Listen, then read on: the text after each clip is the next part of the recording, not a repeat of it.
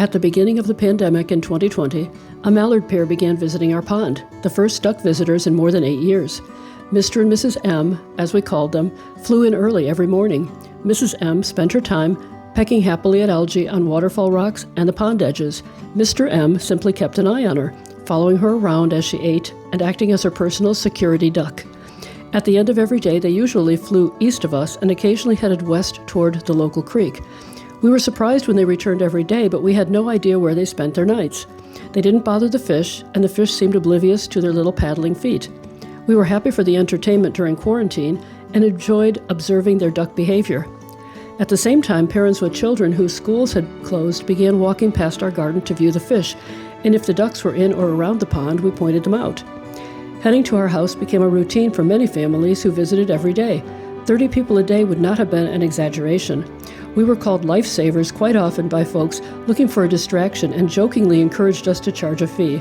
Since I was home, I became the official pond and garden teacher, happily answering questions about our fish and various garden plants and telling everyone about our mallard pair.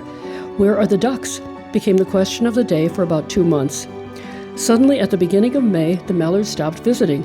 We assumed they were off finding a location for a nest that didn't include a little barking dog who chased them when they left the pond and wandered around the backyard. One day in late May, Mark saw 2 very excited teenage girls at our front door.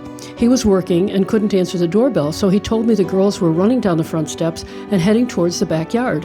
When I greeted the girls at the gate, they told me they had followed a female duck and her 10 ducklings down the sidewalk from their home 2 blocks away until they all made it safely through our gate and into our pond. Mrs. M had made her nest in their front yard, and the babies had been born the previous day. Ducklings are born with feathers, and they're able to swim right away. Mom and baby spent the day with us, and after a late afternoon rain, she and her 10 newborns followed our flagstone path out of the garden and walked down the sidewalk towards the creek.